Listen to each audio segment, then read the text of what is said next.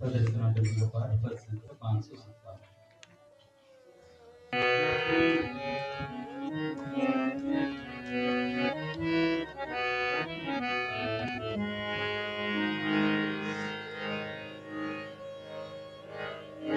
राधा तुमसे तुम्ही एक हो, नहीं कहीं भी उपमा।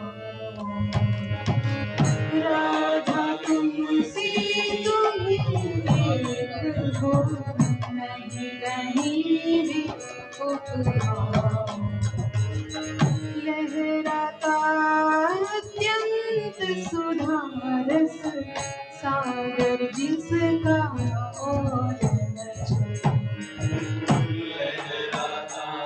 अत्यंत सुधारस सागर जिसका और मैं नित रहता डूबा उसमें, नहीं कभी ऊपर आता। मैं नित रहता डूबा उसमें, नहीं कभी ऊपर आता।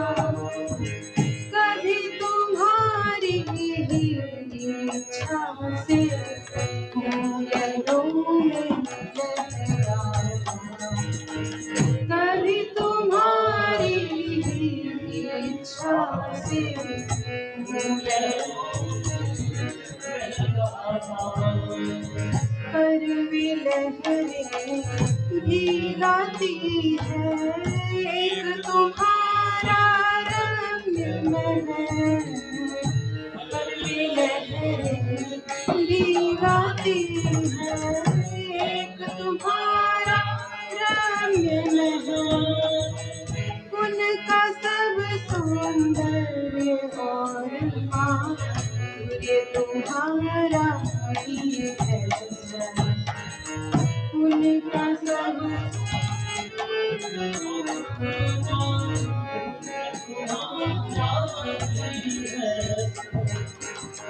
तो भी उनके बाह्य रूप में ही बस मैं हूँ लहराता।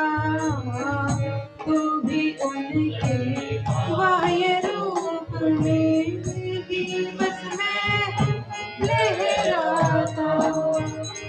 केवल तुम्हें सुखी करने को सहज कभी ऊपर आता। केवल तुम्हें सुखी करने को सहज कभी ऊपर आता। एक छत्र स्वामिनी तुम मेरी अनुकंपा अति बरसाती। एक छत्र अनुकंपा अति बरसाती, रख कर सदा मुझे सन्निधि में जीवन के क्षण सरसाती। रख कर सदा मुझे सन्निधि में जीवन के क्षण।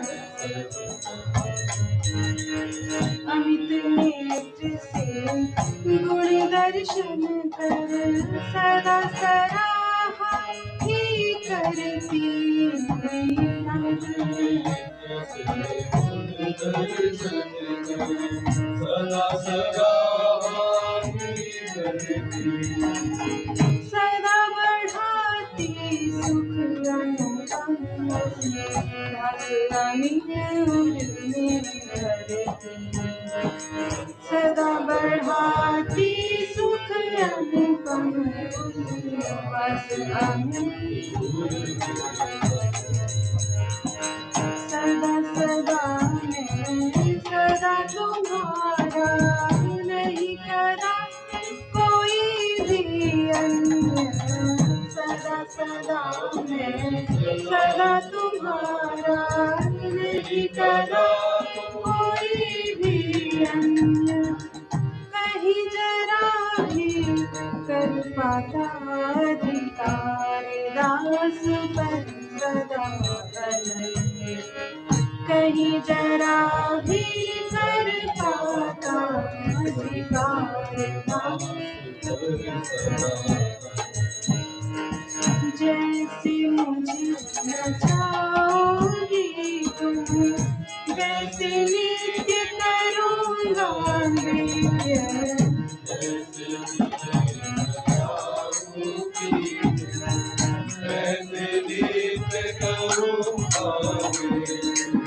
यही धर्म है सहज प्रकृति, यही एक स्वाभाविक है। यही धर्म है सहज प्रकृति, यही राधा तुमसे तुम्हें एक हो, नहीं कहीं भी राधा तुमसे तुम्हें एक हो, नहीं कहीं भी।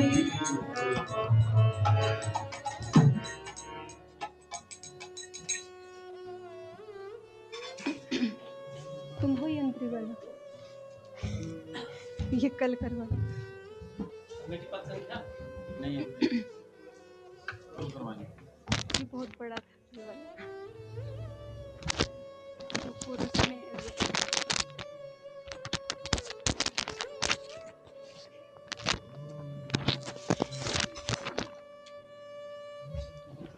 बोले राधा माता सरकार की जय। पूज्य श्री भाई जी महाराज की जय। पूज्य श्री राधा बाबा की जय। पूज्य मैया की जय। अपने प्यारे भैया की जय। पूज्य दादा की जय। भक्तवत्सल भगवान की जय।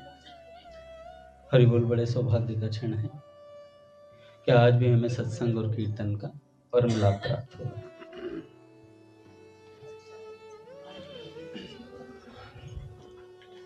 पहले पूज्य भाई जी के कुछ विचार, उसके बाद एक भक्त चरित्र।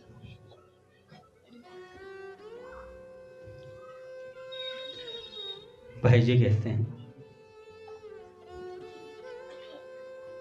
भगवान का नाम कितना पवित्र है, कैसा पावन है, उसमें कितनी शांति है, कैसी शक्ति है, और उससे क्या हो सकता है, यह कोई नहीं बतला सकता। अथाह की थाह कौन ले, जिसके महात्म का आरंभ बुद्धि से परे पहुंचने पर होता है, उसका वाणी से कैसे वर्णन हो सकता है। जिस प्रकार भगवान अनिर्वचनीय है, उसी प्रकार उनके नाम का महात्म भी अनिर्वचनीय है। शास्त्रों में जो भगवान नाम महात्म्य लिखा है, वह वास्तविक महात्म का प्रकाशक नहीं है। वह तो नाम जप से लाभ उठाने वाले महानुभावों का अपने संस्मरण है कि उन्हें नाम से कितना लाभ हुआ, वो उन्होंने लिखा है। वास्तविक नाम की महिमा तो अभी भी भाई जी कहते हैं अभी वर्णित ही नहीं है। आज भी भगवान नाम से लाभ उठाने वाले बहुत लोग हैं। इस विषय में केवल धार्मिक क्षेत्र के ही नहीं, राजनीतिक क्षेत्र के भी कितने ही महानुभावों से भाई जी कहते हैं मेरी बात हुई। उन्होंने कहा ही नहीं, लिखकर भी दिया है कि हमें भगवान नाम से परम लाभ हुआ। आजकल एक शंका होती है, जहां भगवान नाम के महात्म के विषय में इतना कहा जाता है, वहां देखने में उसके विपरीत क्यों आता है। यदि भगवान नाम में कोई वास्तविक शक्ति होती तो निरंतर और अधिक संख्या में नाम जप करने वाले लोगों में विशेष परिवर्तन क्यों नहीं देखा जाता। शंका कई अंशों में ठीक भी है, परंतु बहुत से कर्म ऐसे होते हैं जिनका परोक्ष में भारी फल होने पर भी प्रत्यक्ष में नहीं देखा जाता, अथवा तत्काल न दिखकर देर से दिखता है।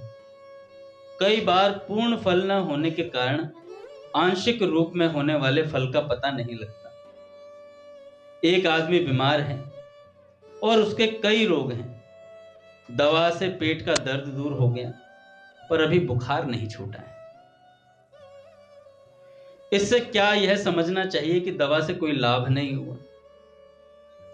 भाई पेट दर्द तो ठीक हुआ ही है, बुखार नहीं उतरा तो क्या हुआ। हम नाम जप करने के साथ साथ बहुत से नाम अपराध भी करते हैं। इसके अतिरिक्त श्रद्धा और विश्वास पूर्वक नाम जप नहीं करते, कहीं बहुत थोड़े मूल्य में नाम को बेच भी देते हैं। मामूली सांसारिक वस्तुओं की प्राप्ति अथवा मान बढ़ाई के बदले में उसे खो देते हैं। हम कीर्तन करते हैं और फिर पूछते हैं कैसा लगा कीर्तन। भाई जी कह रहे हैं हम कीर्तन करते हैं और उसके बाद पूछते हैं कैसा लगा कीर्तन, मतलब मान बढ़ाई चाहने की इच्छा है पीछे। इस प्रकार अश्रद्धा, अविश्वास, सकाम भाव अथवा लोगों में बड़ाई पाने के लिए किए जाने वाले नाम जप कीर्तन से वास्तविक फल में देर हो तो क्या आश्चर्य है, फिर तो वास्तविक फल में देर लगेगी ही। नाम कीर्तन का एक सुंदर क्रम और स्वरूप श्रीमद् भागवत में बताया गया है कि चक्रपाणी भगवान के प्रसिद्ध जन्म, कर्म और गुणों को सुनकर और उनकी ही लीलाओं के अनुरूप नामों को लज्जा छोड़कर गान करता हुआ अनासक्त भाव से संसार में विचरे। इस प्रकार के निश्चय से प्रियतम प्रभु के नाम कीर्तन में प्रेम उत्पन्न होता है। तब वह भाग्यवान पुरुष प्रेम आवेश में कभी खिलखिलाकर हंसता है, कभी सुबकियां भरता हुआ रोता है, जोर जोर से रोने लगता है, कभी ऊंचे स्वर से गाने लगता है और कभी उन्मत्त की भांति नाच उठता है। बाबा कहते हैं आज प्रेम सत्संग सुधामाला पुस्तक में कि देखो भगवान के प्रेम में खोया हुआ व्यक्ति सुध बुध नहीं रहती उसे अपने शरीर की। जिसको भगवत दर्शन हो गया, भगवान का प्रेम प्राप्त हो गया, उसको सुध बुध नहीं रहेगी, वो अपने शरीर को नहीं संभाल पाएगा। कभी कहीं और कभी कहीं ऐसे उसकी कभी हंसेगा, कभी रोएगा, कभी मूर्छित हो जाएगा, ऐसी स्थिति होगी। अगर ऐसी स्थिति नहीं है तो एक दूसरी स्थिति होगी। दूसरी क्या कि भगवान उसके शरीर को स्वयं चला रहे होंगे। भगवान उसके भीतर बैठ करके राधा माधव ही उनके शरीर का संचालन करेंगे, फिर प्रचार करेंगे। कोई कार्य करवाना चाहते हैं तो भगवान स्वयं बैठ जाएंगे। फिर इसके अलावा तीसरी स्थिति नहीं है। बाबा कहते हैं मेरी जान में नहीं पड़ती, मेरे को समझ नहीं आती। पहली स्थिति ये है कि वो मूर्छित रहेगा, रोता रहेगा, कभी हंसता रहेगा।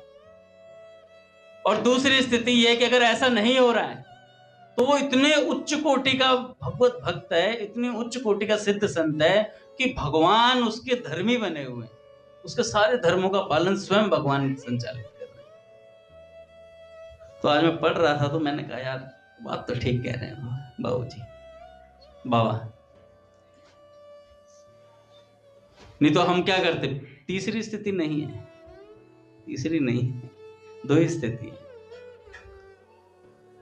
अब फिर हम क्या देखते हैं, अपने आसपास देखते हैं कि हमारे जो आसपास महापुरुष हैं उनकी स्थिति क्या है। तो मैंने कहा कि भैया ये दूसरी वाली जो स्थिति है ना, ये स्थिति है। अगर मूर्छित नहीं हो रहे, ये नहीं हो, तो इसका मतलब राधा माधव स्वयं उनके धर्मों का संचालन कर रहे हैं आगे। ऐसी स्थिति बाबूजी की थी। बाबूजी भी ऐसे ही जीवन भर राधा माधव को हृदय में संजोए घूमते रहे। कोई आता था तो ऐसा लगता है बाबा से मिलवाऊं क्या, हमारे गुरुजी बाबा हैं, क्योंकि स्वयं गुरुजी थे वो बाबूजी। हमारा अधिकांश समय, पूज्य महाराज जी कहते हैं कि अधिकांश समय हमारा खाली जाता है। कई लोग कहते हैं हमें समय नहीं है, बहुत समय रहता है, बहुत समय। महाराज जी ने आज बताया कि इतना समय रहता है कि हम चाहें तो अपने जीवन का प्रारब्ध क्या सब कुछ बदल सकते हैं। इतना समय है हमारे पास पर्याप्त, कह रहे, और वो नाम जब से ही बदलता है।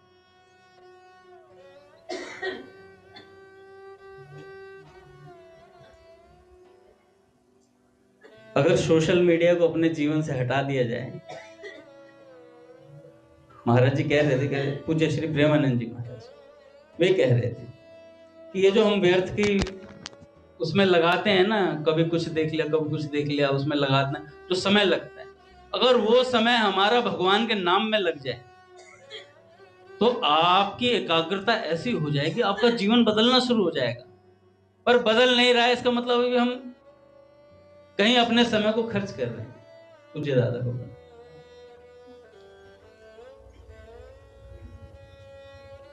तो पूज्य श्री प्रेमानंद जी महाराज कह रहे थे कि जब हम ये सब चीजें देखते हैं, वीडियोस देखते हैं, सोशल मीडिया पे अपना इतना समय व्यर्थ करते हैं, और फिर उसके बाद कहते हैं हमने तो तुलसी माला पहनी हुई है, हम तो दीक्षित हैं, हमें तो कुछ होगा ही नहीं, हमारे ऊपर ये सब चीजें असर नहीं करती, देख भी लो तो कोई फर्क नहीं पड़ता। पर फर्क पड़ता है। काजर की कोठरी में कितनों ही सयान हो जाए, एक लीक काजर की लागी है, थोड़ी देर के लिए चित्त विचलित अवश्य होगा। कहने को हम ऊपर से कह सकते हैं कि अरे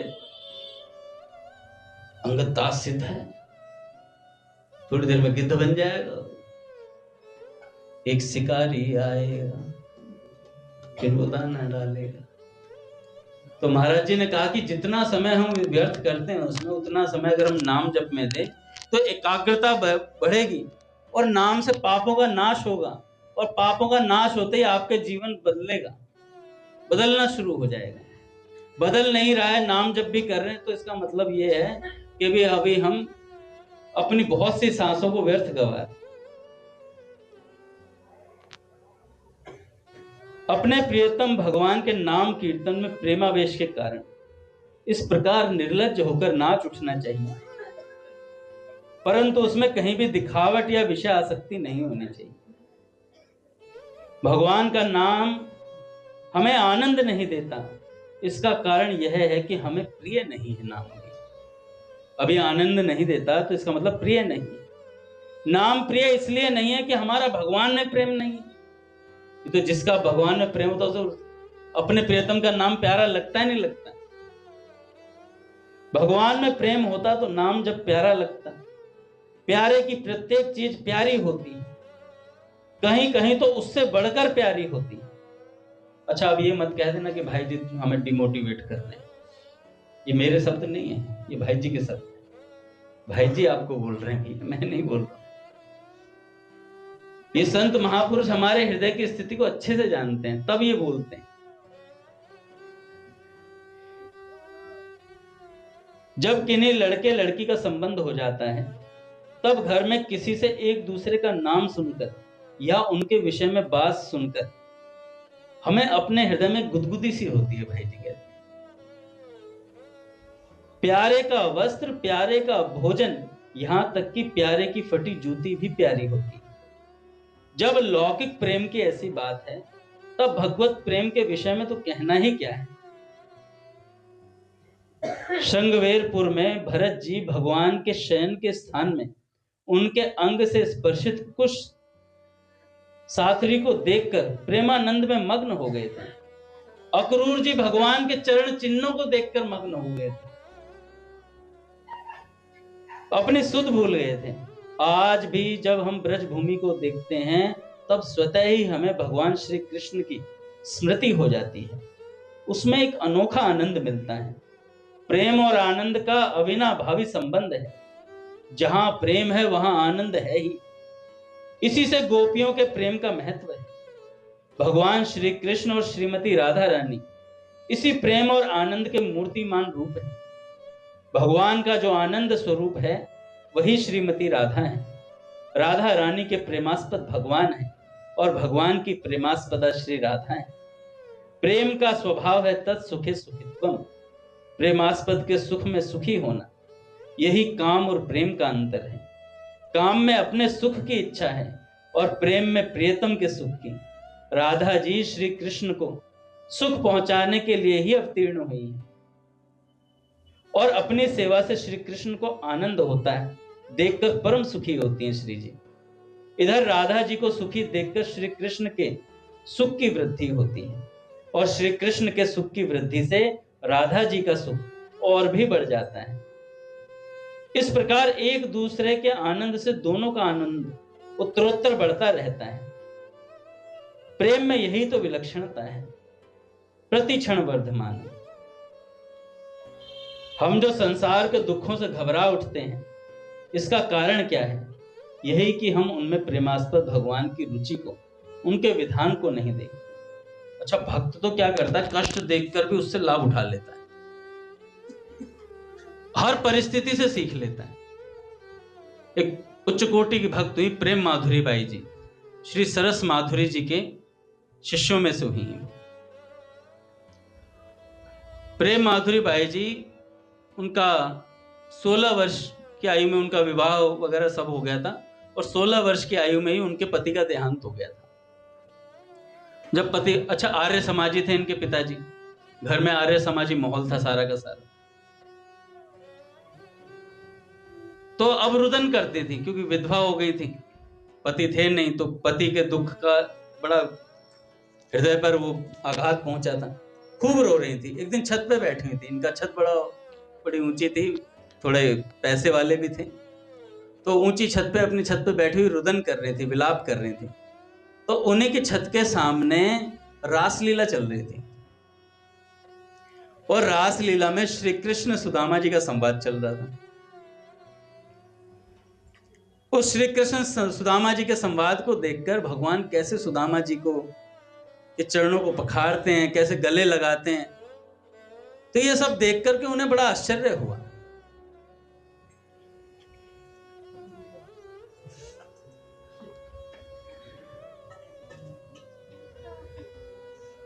घूम ले बेटा, कुछ नहीं कहूंगा।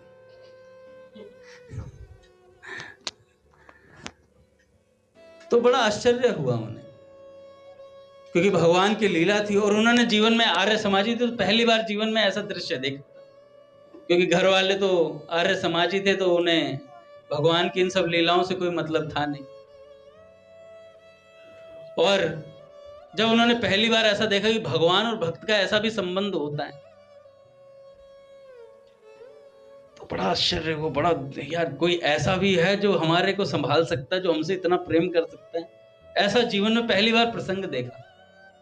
नहीं तो आर्य समाजी लोग तो कृष्ण और राम को भी महापुरुष मानते हैं, भगवान नहीं मानते हैं।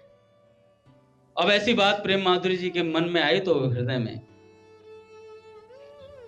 भगवान के प्रति भाव उठा। अब उनका धीरे धीरे जो रोना था वो भगवान के लिए हो गया। कहां अभी तक पति के लिए रुदन कर रही थी, अब भगवान के लिए रोना शुरू कर दिया।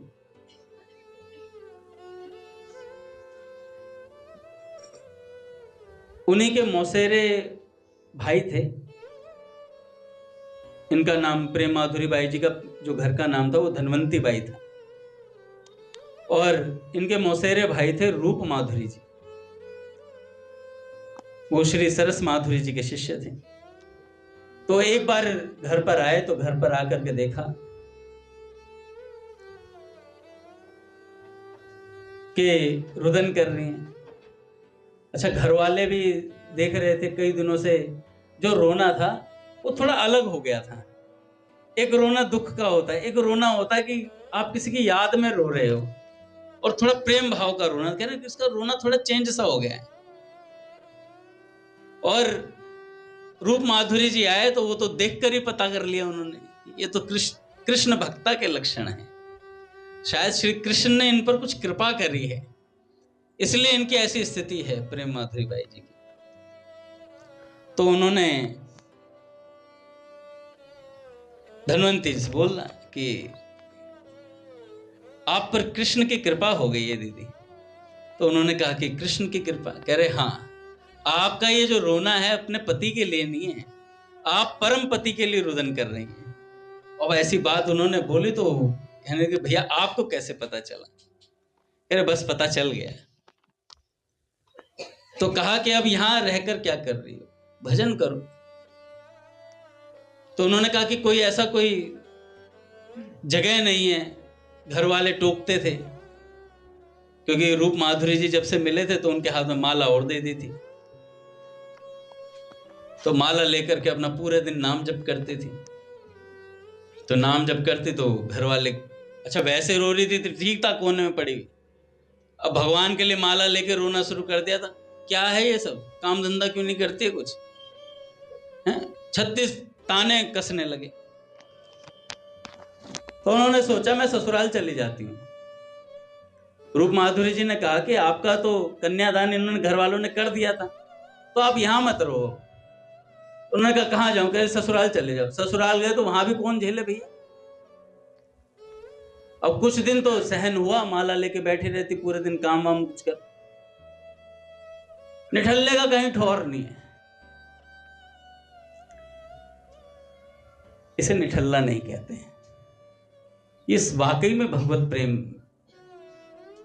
में भावित थी। निठल्ला तो वो होता है ना भगवत प्रेम है, ना कुछ काम है, ना धंधा है, बस सोना और खाना और मस्त रहना। तो प्रेम माधुरी बाई जी जब वहां ससुराल गई तो ससुराल वालों ने भी ताना मारना शुरू कर दिया। उन्होंने कहा यहाँ पड़ी रहती है, काम धंधा कुछ करती नहीं है। फिर वापस आई इधर। अब रूप माधुरी जी ने कहा कि चलो तुम्हें एक महापुरुष के पास लेके चलता हूं। तो श्री सरस माधुरी जी के पास लेकर के गए। और सरस माधुरी जी ने जैसे ही देखा तो उन्होंने कहा कि दीक्षा दे देते हैं। तो उस टाइम उन्हें दीक्षा दी गई। जीवन परिवर्तित हो गया भैया। महाराज जी ने कहा कि जब योग्य शिष्य होता है तो दीक्षा मात्र से उसके हृदय में भगवत लीलाएं स्फुरित होने शुरू हो जाती है। एक ऐसा आश्वासन आया था कि हाँ भगवान मिल गए हैं, भगवान मिल गए हैं। अब भजन करने लगे खूब अच्छे से। तो सरस माधुरी जी ने कहा था कि बेटी चिंता मत करना, तुम वृंदावन वास करोगी, तुम वृंदावन वास करोगी। कब कहा था ये?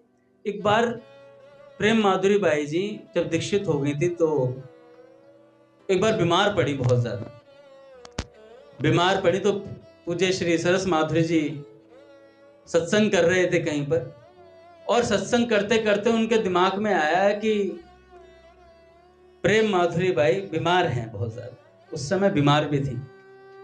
तो वहीं से चल दिए सरस माधुरी जी महाराज और सीधा उनके घर पहुंचे। घर वालों को महात्माओं पे कोई श्रद्धा नहीं थी क्योंकि आर्य समाजी थे, और जाकर सीधा उनके घर में घुस गए, कमरे में चले गए प्रेम माधुरी बाई जी के, और जाकर के कहा तुम चिंता मत करना, शुक भगवान सब ठीक करेंगे। और ऐसी बात बोली और कहा, उसके बाद एक लाइन और बोल दी, तुम वृंदावन वास करोगी बेटा।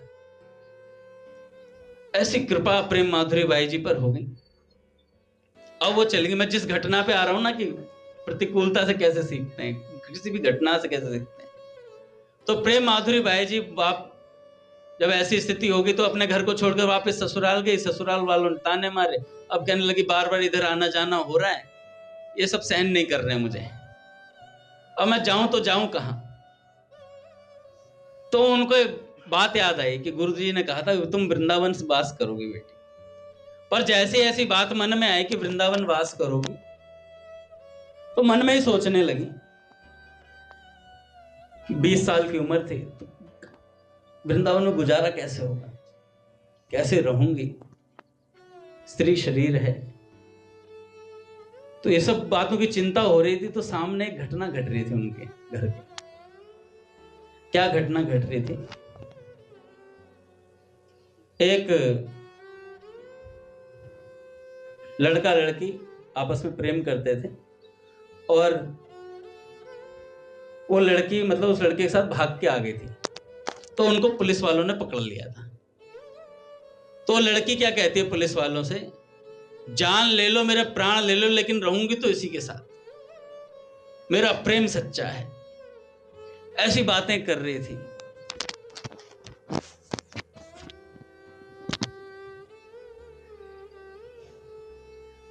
तो ऐसी बातें सुनकर प्रेम माधुरी बाई जी ने देखा एक लौकिक हार्ड मांस के शरीर से इतना प्रेम है, इतना उस पर विश्वास है कि पुलिस से भिड़ने तक को तैयार है ये लड़की, और मैं तो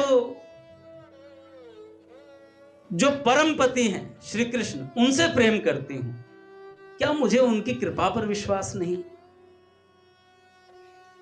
जो मैं ये विचार कर रही हूं कि वृंदावन में क्या होगा, कौन मेरी संभाल करेगा, जब ये लौकिक पति पर इतना, लौकिक पुरुष पर इतना विश्वास किए बैठी है, तो क्या मैं भगवान पर इतना विश्वास नहीं कर सकती? क्या तत्काल निश्चय कर लिया महाराज। और वहीं से कुछ पैसे थे उनके पास, वो लेकर अपना घर बार त्याग कर चल दी महाराज। ससुराल वाले तो चाहते ही नहीं थे कि यहाँ रहे हम लोग, उन्होंने सोचा अपने घर जा रही होगी, जान दो। प्रेम माधुरी बाई जी अपना वृंदावन आ गई महाराज, और जुगल घाट के पास बैठी हुई थी। तो उनके वही मौसेरे भाई रूप माधुरी जी जिन्होंने दीक्षा दिलवाई थी, वो मिले वहां पर।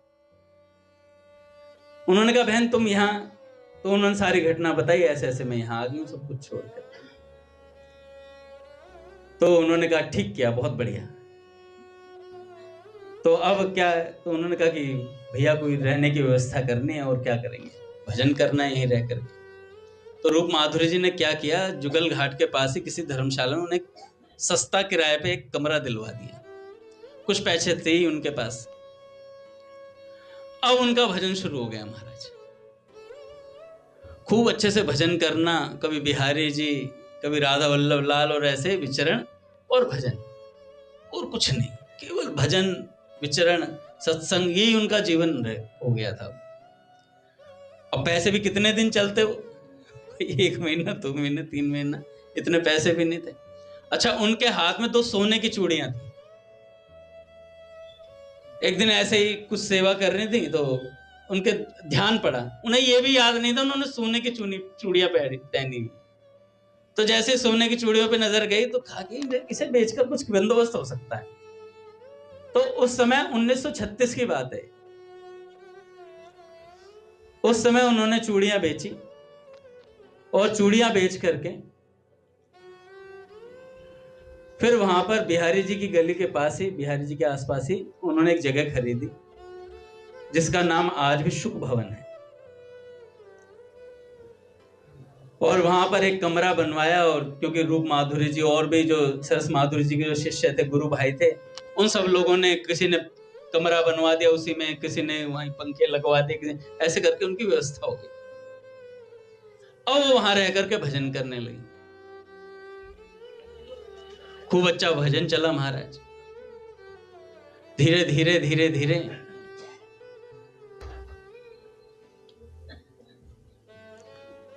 जब भजन बढ़ने लगा, तो महाराज जी कह रहे थे कि जैसे जैसे नाम जब बढ़ता है, साधना बढ़ती है, तो संतों से प्रेम होता है। पहले सबसे पहले संत प्यारे लगने लगते हैं, और संतों को आप प्यारे लगने लगो,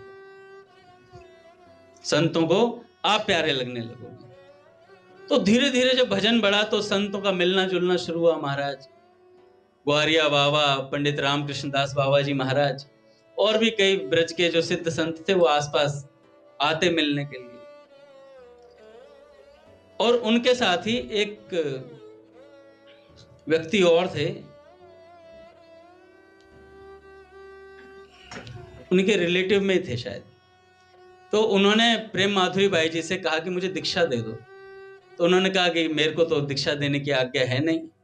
तो सरस माधुरी जी अपना शरीर छोड़ चुके थे उस समय। तो उन्होंने स्वप्न में आकर के बोला, इसे दीक्षा दे दो, ये तुम्हारे बहुत काम आएगा। उसे दीक्षा दी, फिर वो प्रेम माधुरी बाई जी के साथ रहने लगे। तो नाम था, मुझे नाम याद नहीं आ रहा है। प्रेम माधुरी बाई जी के साथ रहते, जब भगवान को भोग लगाते, बड़ी विलक्षण घटना है उनके जीवन। एक बार ग्वारिया बाबा आगे खेलते खेलते, यार मानते थे भगवान को। ग्वारिया बाबा आए तो अपना प्रेम माधुरी बाई जी भगवान को भोग लगाती, लड्डुओं का भोग लगाती थी।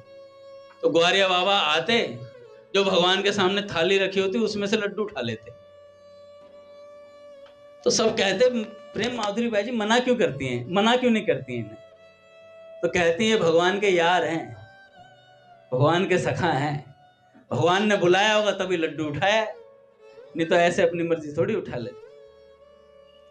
अच्छा, जो साथ में रहते थे वो जब कभी भोग लगाते, कभी खीर लगाते, कभी कुछ भी भोग लगाते, तो प्रेम माधुरी बाई जी को बाहर से ही पता चल जाता था कि आज नमक कम है, या खीर में इन्होंने चीनी नहीं डाली है, मीठा नहीं डाला है। ये सारी चीजें उन्हें बाहर से पता चल जाती।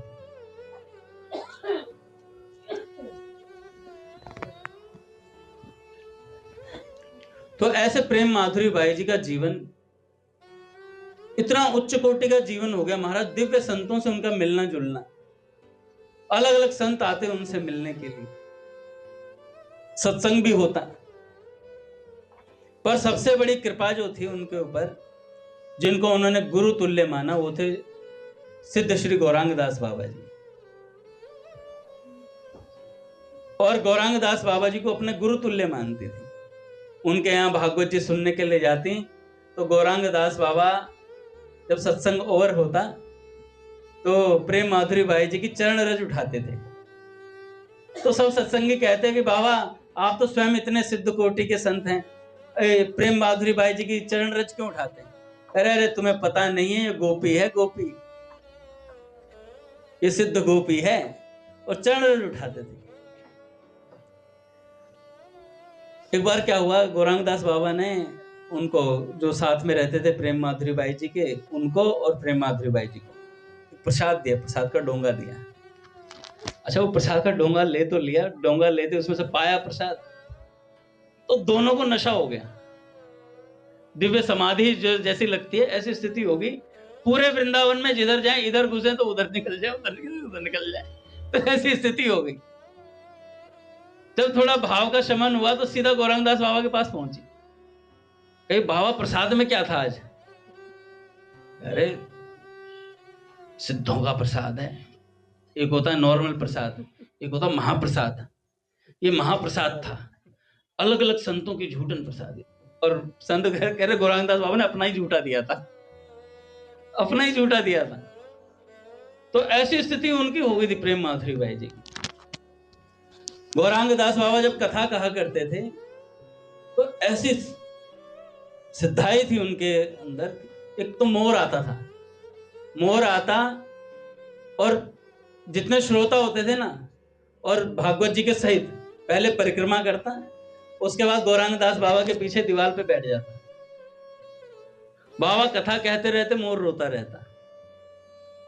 बाबा कथा कहते रहते, मोर रोता रहता था। ऐसे एक अजगर भी आता था, वो भी कथा सुनता था। तो बाबा की कथा इतनी सुंदर होती थी। आज भी कहते हैं भैया, गौरांग दास बाबा जब कहा करते थे शुभ भवन में, बड़ी विलक्षण कहा करते थे। तो गौरांग दास बाबा एक बार, प्रेम माधुरी बाई जी ज्यादा कहीं जाती नहीं थी, दो ही जगह उनका जाना होता था अगर ब्रज से बाहर जाती थी।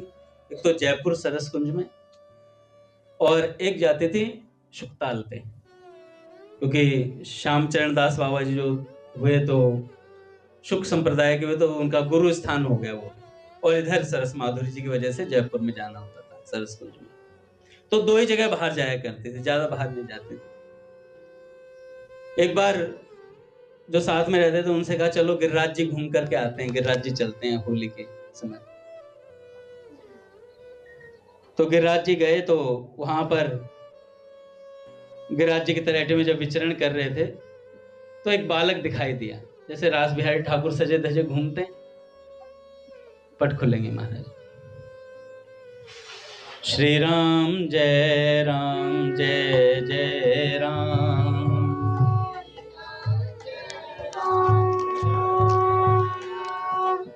श्री राम जय जय राम,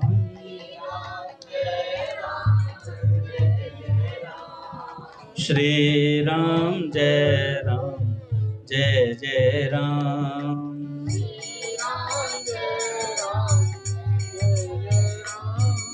जय जय श्यामा जय जय श्याम, जय जय श्यामा जय जय श्याम, जय जय श्री वृंदावन धाम,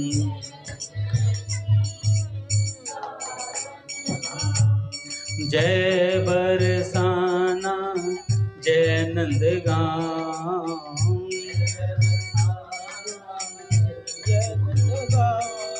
पावन राधे तेरो नाम,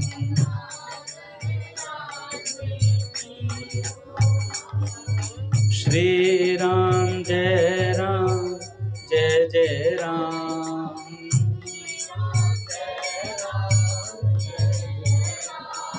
श्री राम जय जय राम,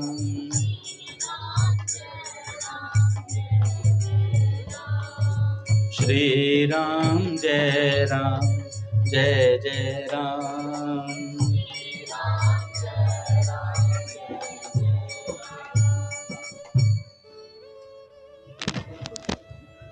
तो भैया गिरिराज जी की तलहटी में घूम रहे थे, विचरण कर रहे थे, तो एक बालक दिखाई दिया। उसने ठाकुर जी जैसा श्रृंगार किया हुआ था।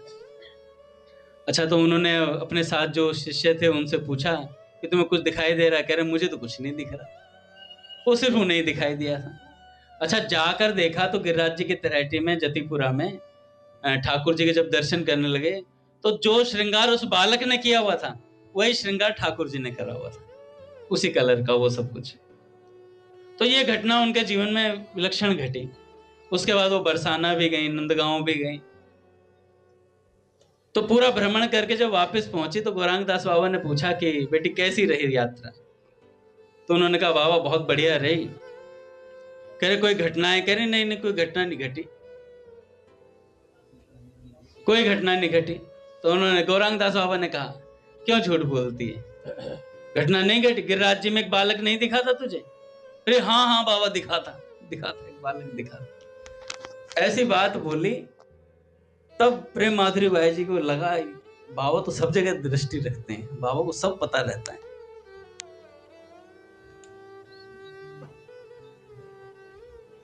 तो ऐसी स्थिति प्रेम माधुरी बाई जी की हुई। आगे श्री जी की भी उन पर बहुत कृपा हुई भैया, बरसाने भी गई, वहां पे रहकर भी उन्होंने भजन किया। फिर गौरांग दास बाबा जी का शरीर छूटा तो उनके, क्योंकि गुरु तुल्य मानते थे, तो और थोड़ा उदासीन हुआ, पर भक्ति और गहरा गई। फिर धीरे धीरे भक्ति और गहरा गई गौरांग दास बाबा जी के जानने के बाद, क्योंकि श्री जी की कृपा अपेक्षित थी।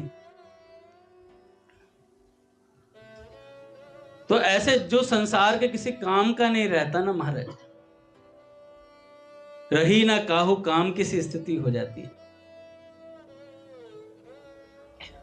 गिरधारी हंस रहा है।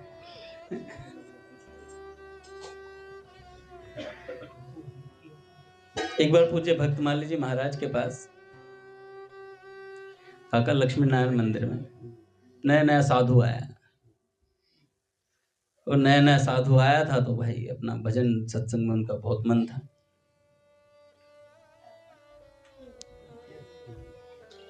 रहने लगा वहीं पर, घर वालों को चिंता भी उसके।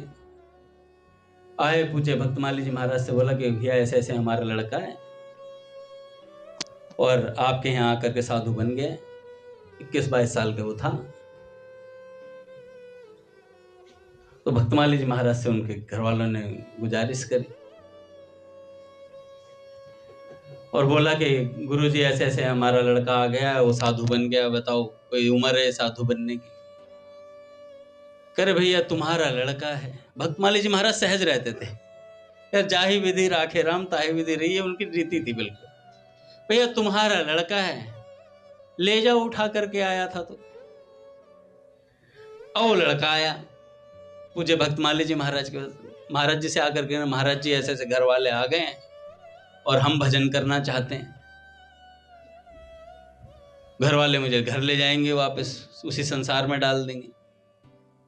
तो भक्तमाली जी महाराज ने कहा भैया देखो, जाहि विधि राखे राम ताहि विधि रही, सीताराम सीताराम कही।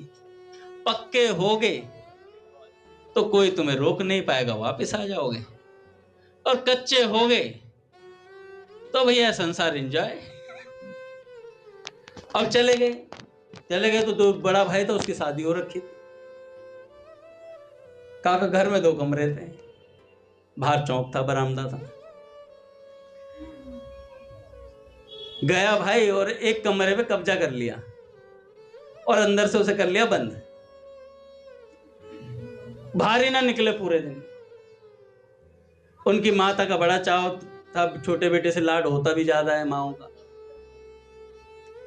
तो थाली नीचे से सुबह सुबह बाल भोग,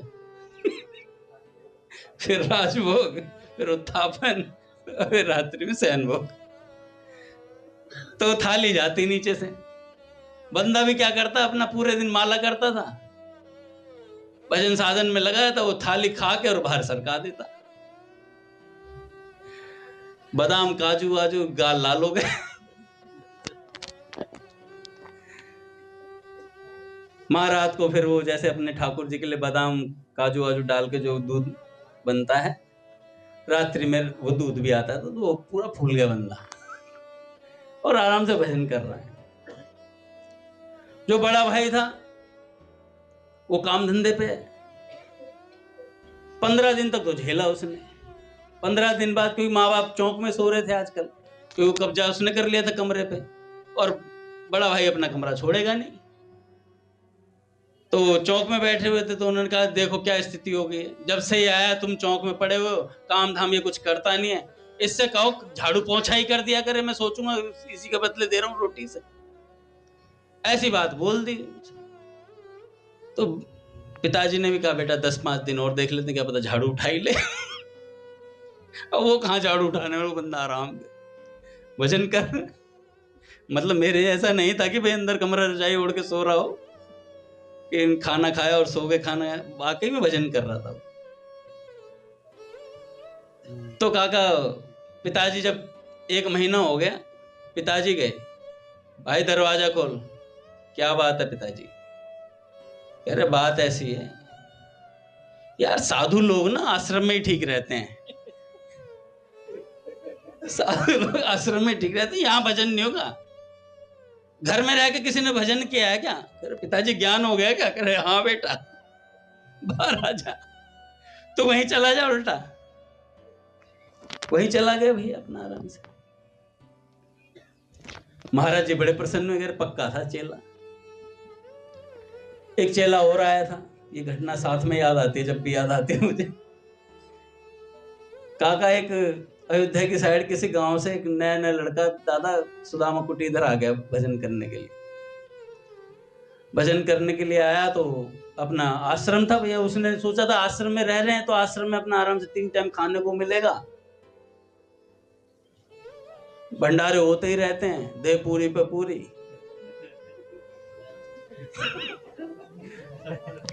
15-20 पूरी खाने के बाद तो कहते हैं अब ठीक सी लग रही है।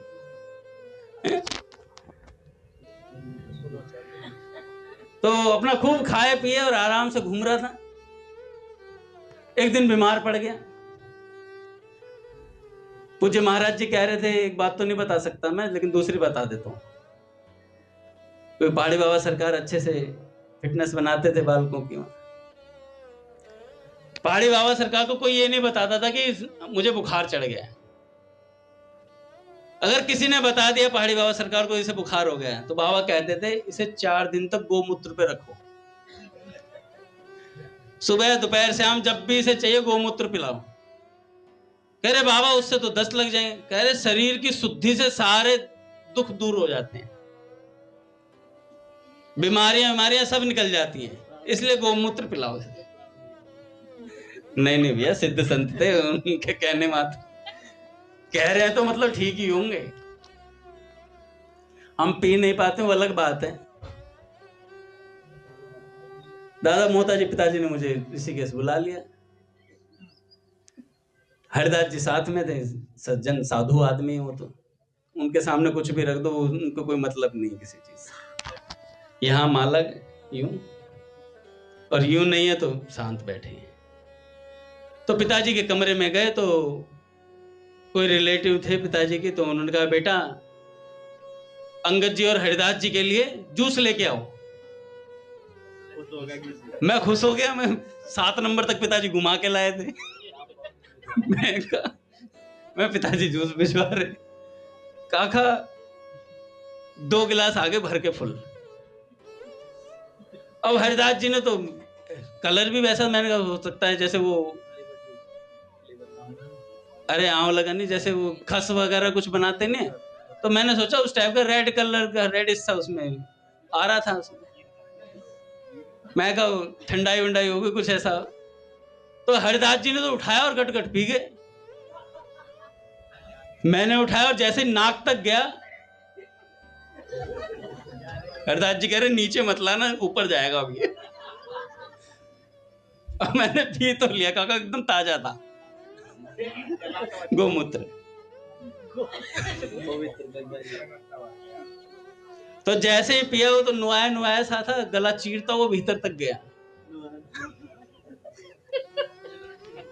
काका सच में पी लिया भाई।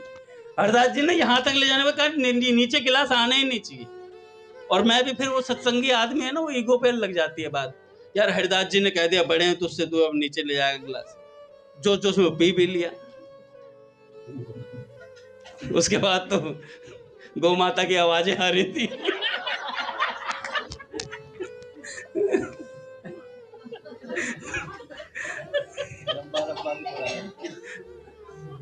तो वो पिया उस समय।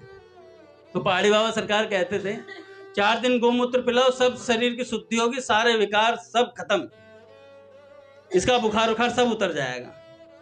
तो आधे चेले तो बताते ही नहीं थे बुखार है।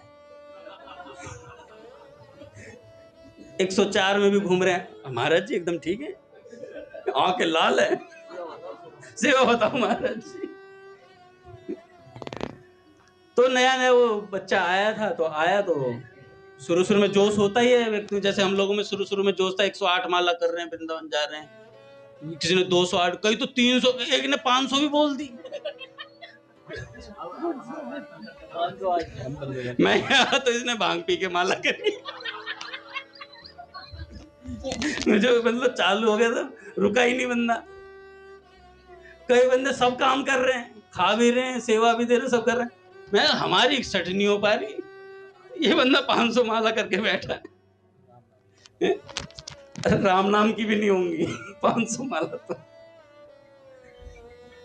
तो महाप्रभु वो बैठे, बंदे आया, वो नया नया जोश था लड़के में, वैराग्य था। 5-10 दिन तो खूब खाया उसने, पूरियां लपेटी अच्छे से। उसके बाद चढ़ गया बुखार, पूरी झिली नहीं है ना।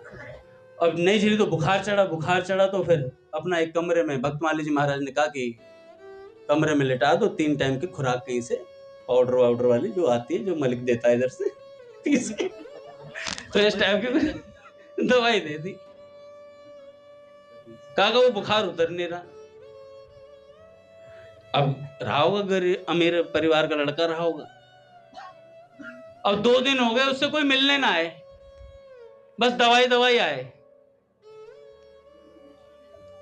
ना। कोई जूस आ रहा है, कह रहा है एप्पल जूस नहीं, मौसमी का जूस नहीं, कुछ नहीं, कह रहा पपीता ही दे दो।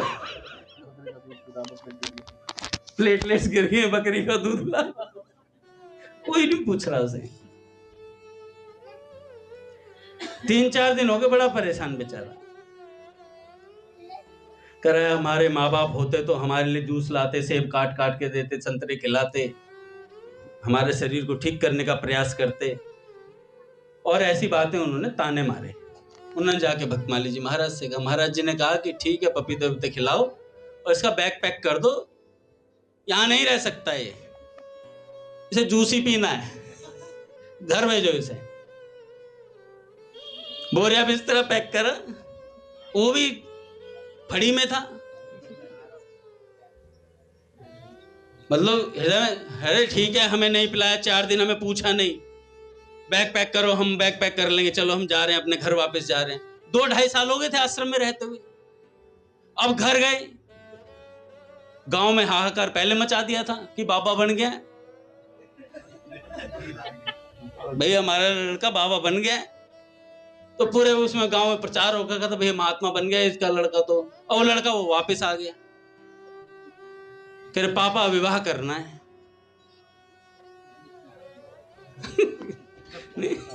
पापा विवाह करना है। कह रहे भाई तू तो संत बन गया था। कह रहे पापा छोड़ो उन सब बातों, उन बातों में कुछ नहीं रखा। कह रहे अब तुझ में कुछ नहीं रखा, निकल। बड़े भाई की हमने तेरे से छोटे वाले की शादी कर दी है, ठीक है, अब तेरा विवाह भी नहीं होगा।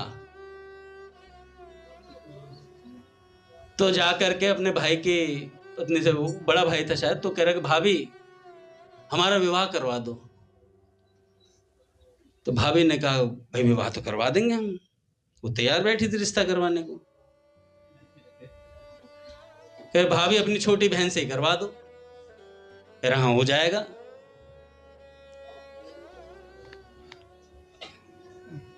कई बार होते हैं मतलब मन में आता है कि हम विवाह नहीं करेंगे, वैराग्य छा गया हृदय में, वैराग्य छा गया। कुछ वैराग्य नहीं है।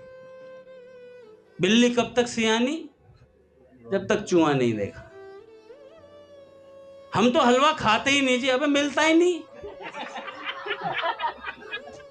हम तो हलवा खाते, अबे मिलता ही नहीं हलवा, तो खाएगा कहां से? और जिस दिन सामने आए उस दिन छोड़ता नहीं बंदा। एकादशी हम निर्जला रखते हैं, घर में कुछ है ही नहीं खाने को तो निर्जला ही रखेगा। तो उसको बोला भाई विवाह तो हो जाएगा। भाभी ने कहा मैं विवाह करा दूं, पर एक बात है देवर जी, घर जमाई बन के रहना पड़ेगा। अरे इससे बढ़िया तो कोई बात हो ही नहीं सकती। वाओ, घर चले जाऊंगा मैं तो, कोई दिक्कत नहीं। अब भैया ससुराल में जमाई 2 ही दिन टिकता है, ज्यादा टिकेगा। एक वीडियो देखा था मैंने, पहले साल जब आता है तो जमाई बढ़िया खाट वाट बिछाई जाती है और बढ़िया जूस वूस आ रहा है, फिर मिरिंडा आ रही है, बढ़िया बढ़िया चीजें पकवान आ रहे हैं, ठीक है। दूसरे साल जब जाता है तो मिरिंडाएं कम होने लगती है।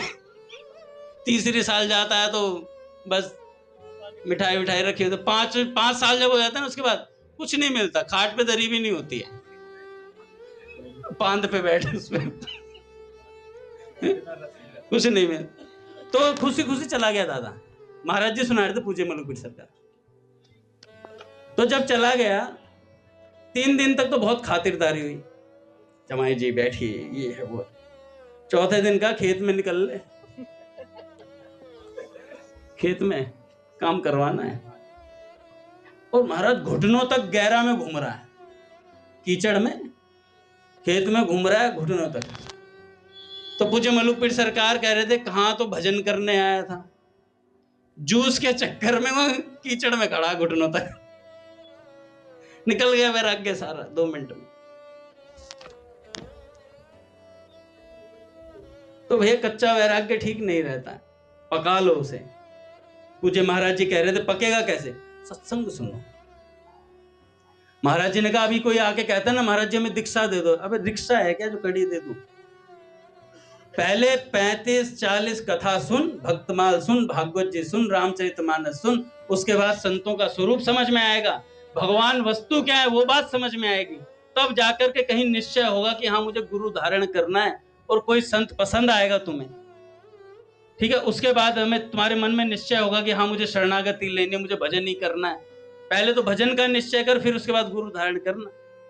भजन का ही निश्चय नहीं होता, एक कथा सुनी आंसू आए, गुरु जी ढूंढ रहे हैं, ऐसा नहीं होता। आप राम नाम जब करना शुरू करो, गुरु आप तक पहुंचा दिए जाएंगे। ये भगवान व्यवस्था करते हैं भैया, और नहीं पहुंचाए जाएंगे तो भगवान स्वयं आएंगे। कोई टेंशन लेने की जरूरत नहीं है। राम राम राम राम राम राम राम, जहां भैया आ रहे हैं दादा, आ रहे फिर ठीक है। तो जहां हो वहीं से भगवान का नाम जब करना शुरू करो, सत्संग सुनना शुरू करो, वहीं से कल्याण का रास्ता खुलना शुरू हो जाता है। एक बार एक सज्जन थे काका, शायद उनका नाम हरिनाम दास था, और मुरैना एक जगह है, वहीं पे किसी गांव में रहकर भजन करते थे। महाराज जी ने बताया कि ऐसा उनका प्रभाव था, खुद नाम जप करते थे, तो पूरे गांव को नाम जप में लगा दिया था महाराज। पूरा गांव नाम जप करता था, और तो और पशु पक्षी भी नाम जप करते थे, ऐसा उनका प्रभाव हो गया था वहां पर। एक बार एक वेदांती आया, वेदांती ने देखा, आकर के व्यासपीठ पे बैठा, व्यासाय विष्णु रूपाय, सबने प्रणाम करा। पूरा गांव सुनने के लिए आ गया सत्संग। सामने हरिनाम दास जी महाराज बैठे, सबके हाथ में झोली माला थी। झोली माला देखते ही वेदांती जी किलस गए एकदम, कह रहे ये क्या कर रहे हैं सब लोग। तो उन्होंने देखा नाम जप, भैया माला है, झोली माला है, नाम जप करने। तो उन्होंने शुरुआती नाम निंदा से करी कि नाम वाम से कुछ नहीं होता है। थोड़ी देर तक तो हरिनाम दास जी सहन करते रहे कि नाम के बारे में उल्टा सीधा बोल रहे हैं, नाम की महिमा सब व्यर्थ है, इससे कुछ नहीं होगा, आत्म ज्योति जागृत करो, यहां देखो। बस इतनी देर में तो हरिनाम दास जी ने अब गया। महाराज जी व्यासपीठ पे चढ़ गए, हरिनाम दास जी महाराज व्यासपीठ पर चढ़ गए और उन वेदांती जी को उठा करके धरती पे पटक के मारा। दादा पटका तो ठीक था, बैठकर छाती पे मुक्के मारते चले गए। करे नाम की निंदा, भगवान के नाम की निंदा करी जा रही है। धड़ धड़ मारते मारते मारते बेहोश कर दिया महाराज से, और खुद भी बेहोश हो गए, खुद भी बेहोश हो गए। और जब उठे तो रोने लगे, कहने लगे नाम निंदा सुन के मैं जीवित कैसे रह गया, नाम निंदा सुन के मैं जीवित कैसे रह गया। ऐसी स्थिति उनकी थी महाराज। तो नाम जपत मंगल दिशि दसों, दसों दिशाओं में मंगल होता है नाम जप करने मात्र से। इसलिए जैसे जैसे साधक नाम जप करता चला जाता है वैसे वैसे उसके पापों का नाश होता है। और फिर कई लोग कहते हैं ना कि हमारे जीवन में नाम से ऐसा परिवर्तन, ऐसे चमत्कार घटित हुआ। इसलिए घटित हुआ कि उनके पापों का नाश हो गया और प्रारब्ध बदल गया, प्रारब्ध बदला। तो भाई जी कहते हैं भैया, स्वामी जी महाराज ने कहा कि अपने तो आज से ही फैसला कर लो, भगवान से कह दो नाथ आज से आपका और हमारा बंटवारा हो गया, चिंता आपकी चिंतन हमारा, आप मेरी चिंता करोगे मैं आपका चिंतन करूंगा, इसके अलावा मेरे पास कोई काम नहीं है। और ये जिस दिन हो जाएगा कि हम चिंतन पे अटक जाएंगे तो उसी दिन काम होना शुरू हो जाता है। अपने प्रिया शरण बाबा हुए, काशी में रहते थे और काशी में वेदांत की पढ़ाई करते थे महाराज, और बड़ा अध्ययन था उनका, काफी अच्छा अध्ययन था। पर भगवान के सगुण साकार स्वरूप में इतनी उनकी मान्यता नहीं थी। एक बार कहीं भागवत जी में उन्होंने कृष्ण कथा सुन ली, कृष्ण कथा सुनी, और कथा सुनने के बाद मन में आया कि यार ये वरहा पीड़म नटवर वपु वो स्वरूप को सुना। कहा कि वो महाराज जी से पूछा, महाराज जी मिलता कहाँ है ये जो आपने वर्णन किया है,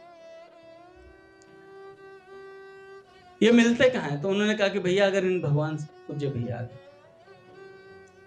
श्री राम जय जय राम,